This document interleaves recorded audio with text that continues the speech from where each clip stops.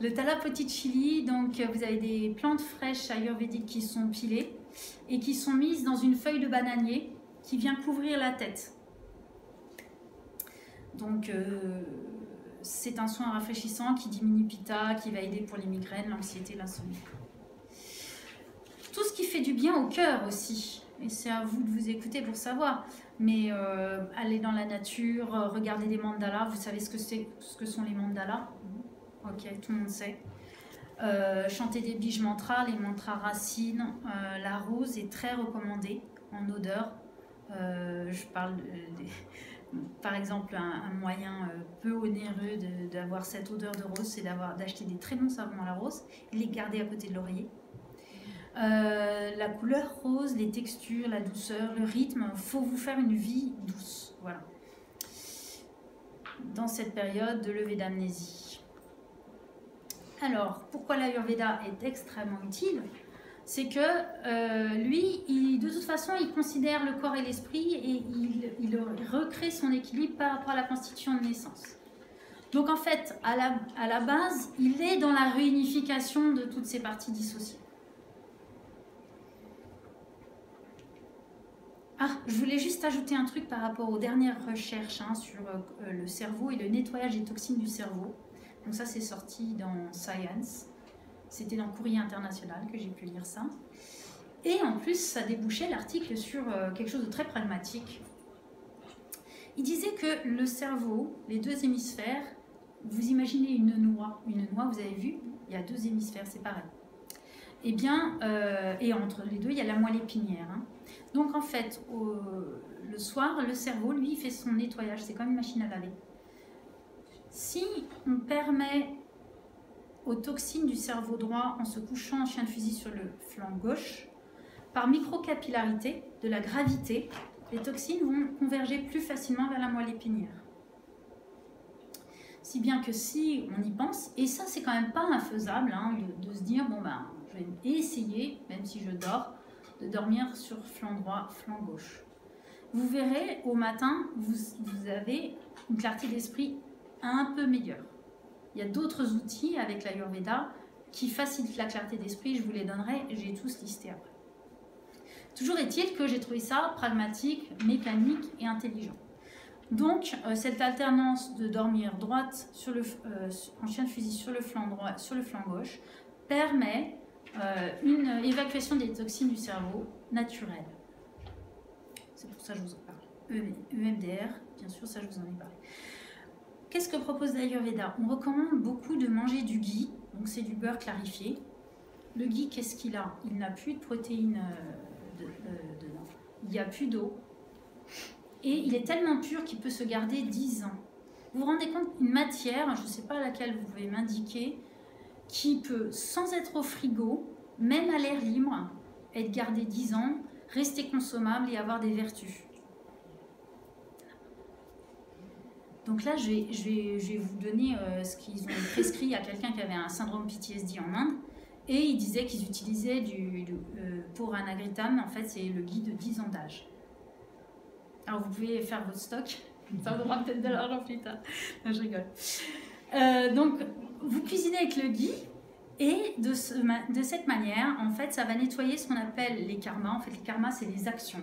Si vous avez eu un style de vie qui a encrassé vos doshas, qui a nuit, qui a déséquilibré vos doshas et qui a éventuellement, par voie de conséquence, encrassé vos dhatus, les 7 dhatus, les 7 tissus du corps humain, à ce moment-là, mangez du ghee une fois par jour, pendant 42 jours. Il faut savoir qu'en 42 jours, toutes les cellules du corps sont renouvelées. Les 7 dhatus sont renouvelés. Est-ce qu'il y a des questions?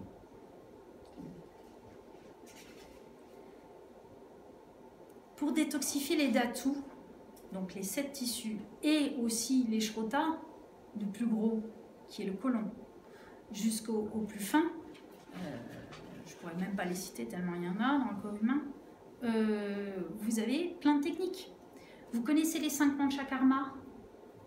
Donc panchakarma, c'est des actions de nettoyage en fait. Donc il y en a 5. Moi je connais Vomana, le fait de sortir par le haut de l'estomac les toxines. Il y a Virechana, vous nettoyez du bas de l'estomac jusqu'au début de l'intestin grêle. Ensuite, vous avez Basti, donc là, c'est le côlon. Il y a Nastia, on peut mettre des gouttes dans le nez, par exemple. C'est ça que je vous disais, pour avoir un mental apaisé, vous prenez du Brahmigritam, en goutte dans le nez le soir, ou Nastia. Il y a Gandouche. Ça paraît absurde, mais nettoyer la bouche pour certaines victimes, ce n'est pas anodin. Gandouche, non seulement nettoie, mais également nourrit. Il y a des gens, par exemple, qui ont des greffes de gencives. S'ils font Gandouche à l'huile de sésame, la greffe va prendre très bien, très vite. Et les dentistes sont épatés. Il y a aussi des bastilles vaginales. Donc, je vous ai parlé du bastille du côlon, mais il y a aussi des bastilles vaginales. Donc, c'est avec des plantes, c'est aussi nourrissant. Il y a pour les femmes très utile pour lutter contre tout ce qui pourrait être cystite, en fait, qui sont des conséquences d'augmentation de pitta, etc. dans le corps. Les bains de siège, alors c'est tellement pas cher, c'est tellement, voilà, on préfère vendre des choses, voilà, pour les cystites. En fait, les graines de fenouil et de cumin bouillies, mises dans donc après, on laisse refroidir évidemment la décoction. Et ensuite, on prend une bassine de la largeur du bassin de la femme et elle reste là autant de temps qu'elle veut. C'est graines de fenouil et cumin. Graines de cumin. Donc, cumin, c'est jira et fenouil, alors en anglais c'est fennel, j'ai oublié fenouil en sanskrit. Enfin, tous ces trucs-là, vraiment, allez Rucaille, vous les achetez parce que quand on voit le prix au kilo, c'est tellement imbattable. C'est, voilà, quartier indien, Rucaille, voilà. Pour Rucaille, c'est AIL. Il y a plein de magasins indiens et il y a le choix. Mais là, quand on a fait le bain, là, on trempe son bassin dans le... Ah ouais, quand c'est tiède, déjà, il faut le laisser refroidir parce que ça bouillit. Oui. On a laissé les graines bien infusées, c'est de la décoction. Ensuite, on arrive à température où on sent qu'on peut rester. Et là, on reste autant de temps que l'on veut. D'accord, on se trempe ouais. Tout le bassin. Je précise que si vous faites une décoction et qu'ensuite, pour refroidir, vous mettez de l'eau, c'est moins efficace. Mais c'est déjà super bien. Et il y a aussi des pitchous vaginales. Les pitchous, ça vous dit quelque chose? C'est comme un tampon avec du coton. Vous pouvez faire un pitchou à l'huile de coco, par exemple. Ça va être, ça va diminuer pitta. Et puis c'est nourrissant. Donc rééquilibrer ses doshas pour retrouver sa constitution de naissance. On l'a expliqué. Bon, il y a plein de thérapeutes qui vous expliqueront comment équilibrer. L'idée, c'est de renforcer prana. Donc je parlais du yoga kundalini, qui travaille beaucoup sur les différentes respirations. Je crois qu'il y en a au moins 4 ou 5 qu'on vous enseigne en yoga kundalini et c'est super important. Parce que les asanas, c'est très bien, mais si vous pouvez muscler votre diaphragme, musclez-vous de l'intérieur au niveau respiration, votre présence, elle est quand même aussi super renforcée. Il y a aussi les méditations. Alors ça, il ne faut pas aller chercher l'expérience pour l'expérience, mais les montées de kundalini, parce que quelqu'un vous a guidé sur la méditation sur les différents chakras et qu'ensuite vous êtes éveillé à quelque chose, vous avez cette vision en fait de votre énergie et du cosmos. C'est extraordinaire, c'est chouette. Comment? Je dis ça fait mal aussi. Alors je sais pas quelle expérience, en fait il paraît que c'est hyper individualisé. On ne sait pas ce que c'est, hein. On apprend pas ce que c'est. Ouais, tu m'expliqueras. Et puis voilà, se renforcer, ce qu'on appelle les rasayana, c'est ce qui est une alimentation riche pour renforcer. Donc là, il va y avoir dedans plein d'oligo-éléments.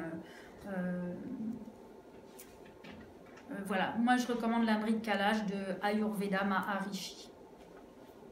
Ça se prend le matin et après avoir pris une cuillère de Amrit Kalash, on prend un petit peu d'eau chaude. Parce que c'est quand même un peu consistant, un peu sucré, voilà. Et ça permet de passer des périodes où on doit, à la fois on a sa sa levée d'amnésie et toujours il faut assurer tout comme d'habitude. Résilience par l'Ayurveda, rassembler les parties, d'autres choses. Alors là, c'est tout ce que l'on peut prendre comme plante en interne. On peut prendre du guidisandage en Assia ou le Brahmigritam. Là, il y a des gens qui connaissent. Brahmigritam, excellent pour la mémoire. Dupana, c'est faire des fumigations. Les plantes que l'on peut prendre et que vous pouvez vous procurer chez Ayurvana dans le magasin qui s'appelle Naturalia, c'est le brahmi en gélule, l'ashwagandha qui est une plante adaptogène, donc qui vous aide quand il y a des changements à ne pas monter tout de suite. Je vais pas savoir gérer. D'accord? La personne qui est en stress post-traumatique, s'il y a un micro-changement, c'est pareil, elle reprojette et elle recommence. Donc, c'est une plante adaptogène où vous allez, c'est bon, je vais gérer. Gotu-kola, en fait, il ne l'appelle pas Gotu-kola, mais le vrai nom, c'est ça. Il l'appelle Centella asiatica sur la boîte de Ayurveda. Et le Kapikachu, il l'appelle le Mucuna pruriens. Parce que c'est Mucuna pruriens, c'est poids de mascate, Kapikachu, qui a des vertus pour le système nerveux.